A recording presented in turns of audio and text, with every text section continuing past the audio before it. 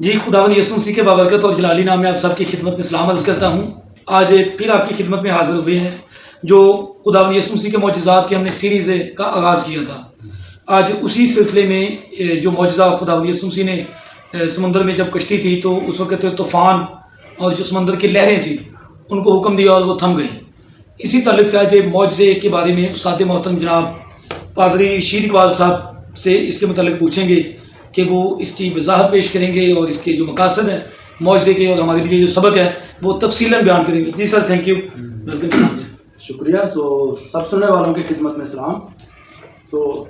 یہ معجزہ جو سمندر میں ہوا ہے، یہ چھوٹا سمندر ہے، اس میں معجزہ ہوا ہے اور ہم اس پر فخر کرتے ہیں کہ ہم منجی جہان یسوع مسیح کے معجزات کو پیش کر رہے ہیں۔ اور غرض یہ ہے کہ سننے والے جو ہیں وہ ہماری باتوں پر یا سنی سنائی باتوں پر توجہ نہ دیں بلکہ حقیقت کی تلاش کریں۔ حقیقت کی تلاش کرنے میں ہم یہی گزارش کریں گے کہ وہ خود اناجیل اربع کا مطالعہ کریں۔ خاص طور پر وہ جو متلاشی ہیں، حق کے متلاشی جو ہیں، وہ اس کا مطالعہ کریں تو پھر سمجھ آ جائے گی کہ یہ ذات بے مثال ہے۔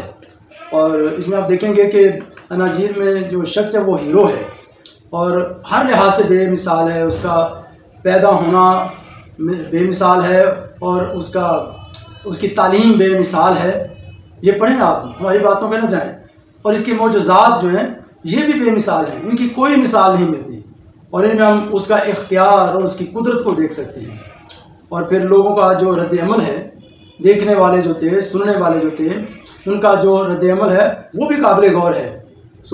لکھنے والے نے یعنی مقدس متی نے یا مقدس مرکس نے جو کچھ لکھا، جو کچھ دیکھا، جو کچھ سنا، وہ لکھ دیا۔ اب پڑھنے والا جو ہے وہ اس کا فیصلہ کرے کہ وہ کون ہے۔ آج کا جو ہمارا معجزہ ہے وہ ہے کہ ہمارے خداوند نے شام کے وقت سفر شروع کیا ہے اور حالانکہ ادھر بہت رش تھا، بہت لوگ تھے اور خداوند نے بہت زیادہ وقت گزارا ان کے ساتھ، سارا دن شاید گزر گیا تعلیم دینے میں۔ اور شام کے وقت انہوں نے کہا کہ چلو پار چلیں۔ یہ گلیل کی جھیل جسے انجیل مقدس میں بیان کیا گیا کہ گلیل کی جھیل ہے، تو کہتے ہیں کہ اس کی لمبائی جو ہے یہ کوئی 12 میل ہے اور پھر چوڑائی 6 میل بھی ہے اور اس سے کم بھی ہے۔ اس جھیل میں میٹھا پانی ہے، دریا یردن اردن جسے کہتے ہیں، وہ اسی میں گرتا ہے اور پھر اسی میں سے نکلتا بھی ہے۔ جب سفر شروع کیا گیا تو ایک قافلہ تھا، بہت لوگ ساتھ تھے اور یہاں پر ہم دیکھتے ہیں کہ جھیل میں بڑی تیز آندھی کے باعث، طوفان کے باعث لہریں اٹھنے لگیں اور لہریں یہاں تک آئیں کہ کشتی پانی سے بھری جاتی تھی۔ اور یہ سب تجربہ کار لوگ تھے جن کا کام تھا مچھلی پکڑنا، یہ اسی میں دن رات واقف تھے، اس کی گہرائی سے بھی واقف تھے اور طوفانوں سے بھی واقف تھے۔ انہوں نے بڑی کوشش کی لیکن ناکام ہو جاتے ہیں اور پھر وہ ہمارے خداوند یسوع مسیح کو جگاتے ہیں کہ ہم ہلاک ہوئے جاتے ہیں، خداوند ہمیں بچا، ہم ہلاک ہوئے جاتے ہیں۔ تو خداوند یسوع مسیح جب اٹھتے ہیں تو انہوں نے ہوا کو ڈانٹا اور پھر پانی کو ڈانٹا، ہوا بھی رک گئی اور پھر پانی بھی ساکن ہو جاتا ہے۔ اور لوگ جو ہے وہ بہت حیران ہو جاتے ہیں کہ یہ کون ہے اور یہ کس طرح کا آدمی ہے کہ ہوا اور پانی بھی اس کا حکم مانتے ہیں۔ ایک اور اس کے ساتھ آگے جڑا ہوا معجزہ ہے، اس پر بھی شاید آگے ہم غور کریں گے۔ یہاں پر جاننے کی جو بات ہے وہ یہ ہے کہ یہ سفر شروع کیوں کیا گیا۔ اس میں 2 مقاصد ہیں۔ ایک مقصد یہ ہے کہ اس کے جو رسول تھے، جو شاگرد تھے، وہ یسوع مسیح کی قدرت اور اختیار سے واقف ہو جائیں، اور دوسرا مقصد یہ تھا کہ وہ جس علاقے میں وہ جا رہے ہیں وہ علاقہ بھی انجیل کی روشنی سے منور کیا جائے۔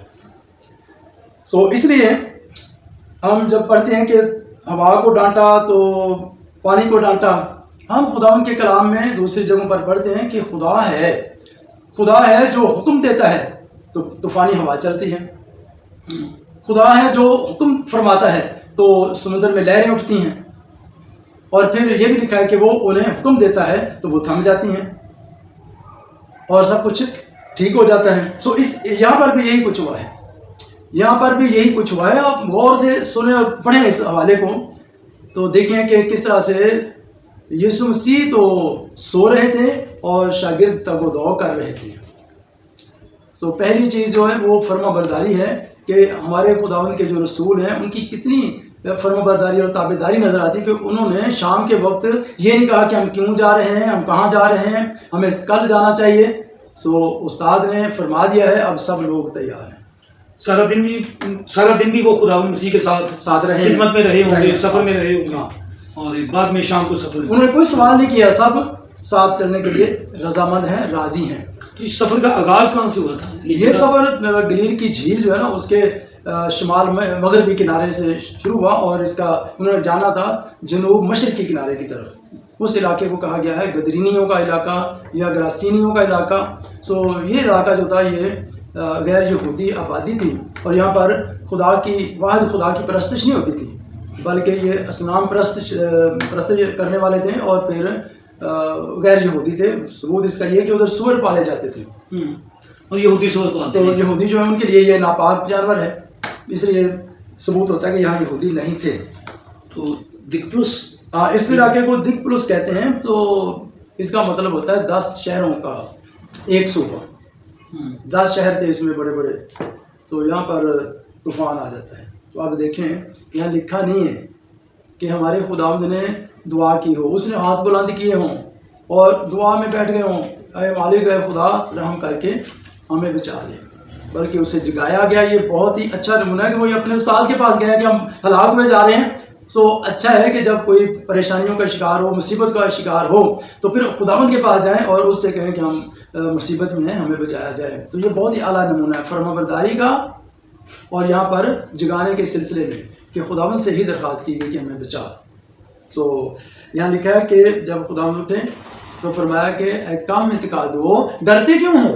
یہ عجیب بات ہے نا, ہم انسان ہیں, ہم تو ڈر جاتے ہیں, خوف زدہ ہو جاتے ہیں. سو ڈرتے کیوں ہو؟ تو انہیں ڈرنا کیوں نہیں چاہیے تھا؟ اس لیے نہیں ڈرنا چاہیے تھا کہ ان کا استاد, ان کا خداوند بھی تو ان کے ساتھ ہی ہے نا, اس لیے ڈرنا نہیں چاہیے تھا, توکل کرنا چاہیے تھا. تو یہ بھروسے کی بات ہے. سو ہم انسان ہیں, ہم میں کمی آ جاتی ہے.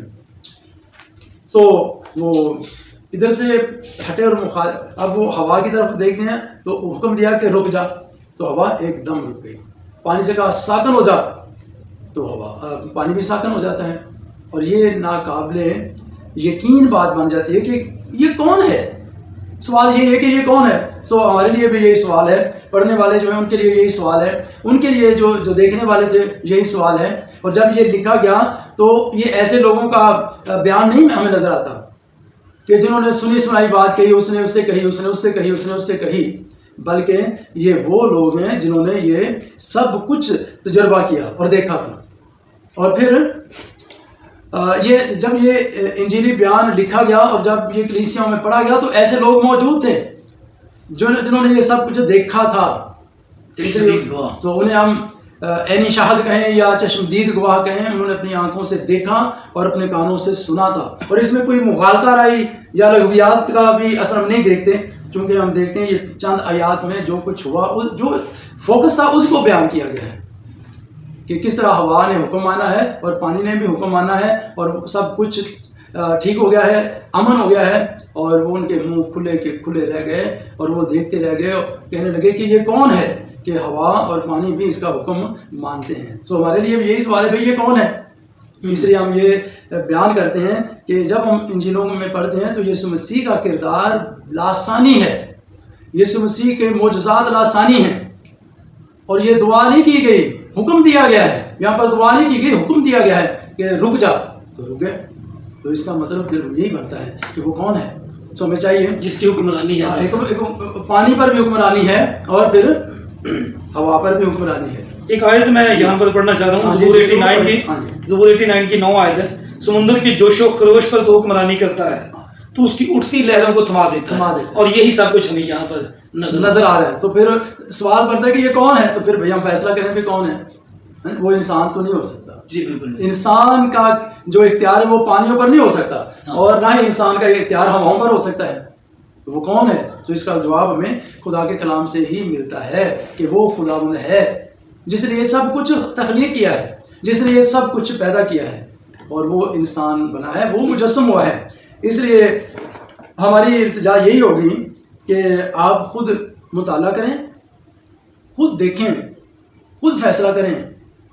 और रूहानी जो सबक है हमारे लिए वो यही है कि जब हम परेशानियों का शिकार हों, जब मुसीबत का शिकार हों, जब कोई हल हमें नज़र ना आ रहा हो और जब नाउम्मीदी हम पे तारी हो जाए, उस वक्त हम यीशु मसीह को जगाएं, उसे कहें, अरे खुदावन हम हलाक हुए जाते हैं, हमें बचाइए, उसके पास आ जाएं, वो आपकी सुनने के लिए तैयार है। तो शायद यही अल्फाज वो फरमा दें कि अहकाम इत्तिकादो, डरते क्यों हो। तो वो हमें हमारे बोझ, हमारी फिक्रें जो है वो लेना चाहता है। उसने फरमाया है कि मेहनत उठाने वालों और बोझ से दबे हुए लोगों, सब मेरे पास आओ और मैं तुम्हें आराम दूंगा। और ये तो यहाँ पर लिखा गया, बल्कि दूसरी जगह ये भी लिखा है कि जब देखने वाले लोग जो देखते थे तो वो यही कहते थे कि हमने कभी ऐसा नहीं देखा। फिर कहते इस्राएल में कभी ऐसा नहीं देखा गया। सो कभी ऐसा नहीं देखा गया। सो वो एक ही हस्ती है और वो यीशु मसीह है जो ऐसे काम दिखाता है। सो यहाँ पर हम ख़त्म करेंगे।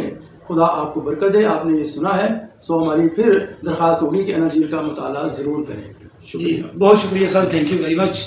जी अभी मैं इसको एहतसाब के साथ जो पादरी साहब ने बयान किया है वो ये है कि जब सफ़र शुरू किया गया तो एक कश्ती नहीं थी, ज़्यादा कश्तियाँ थी और ये शाम का वक्त था जब सफ़र शुरू किया और ये शागिर्द थे वो सारा दिन खिदमत में खुदावंद मसीह के साथ थे, थके हुए थे, लेकिन उन्होंने पूरी फरमाबरदारी की और खुदावंद मसीह के साथ चले। और इसके अलावा फिर हमने ये देखा है कि जब ये गलील की झील के करीब से सफ़र शुरू किया गया और दिकपुलुस के इलाका में खुदावंद मसीह ने जाना था, यानी कि मंजिल वहाँ पर थी और वहाँ पर गैर यहूदी लोग आबाद थे। और उसकी जब पादरी साहब ने दलील ये दी है कि वहाँ पर सूअर पाले जाते थे और सूअर जो यहूदी लोग तो नहीं पालते थे। और इसमें जो हमारे लिए रूहानी सबक उन्होंने बयान किया है वो ये है कि हमें पूरा भरोसा खुदावंद मसीह की ज़ात पर करना है, क्योंकि उसकी हुक्मरानी हमें नज़र आती है कि पानियों पर, तूफ़ानों पर, और जिस तरह ज़बूर की आयत मैंने पढ़ी है 89 की 9 आयत कि वो समुंदर पर जिसकी हुक्मरानी है और हवाओं पर भी। तो इसी तरीके से खुदावंद मसीह ने अपनी कुदरत को इस्तेमाल किया। तो अगर हम किसी वक्त परेशानी में हैं, किसी मुश्किल में हैं, तो हम अपनी सारी मुश्किलात, अपनी सारी मुसीबतें, उनसे परेशान होने के बजाय खुदावंद मसीह के पास आएँ। वो हमें तसल्ली देता है और हमारी परेशानियों को भी वो दूर करता है। तो हमें कहता है कि डरते क्यों हो। तो फिर हमें डरने की कोई बात नहीं है, हमें खुदावंद यीशु मसीह के पास आने की ज़रूरत है। जी थैंक यू सो मच। अगले फिर किसी मौजूद के साथ आपकी खिदमत में दोबारा हाजिर होंगे। Thank you so much.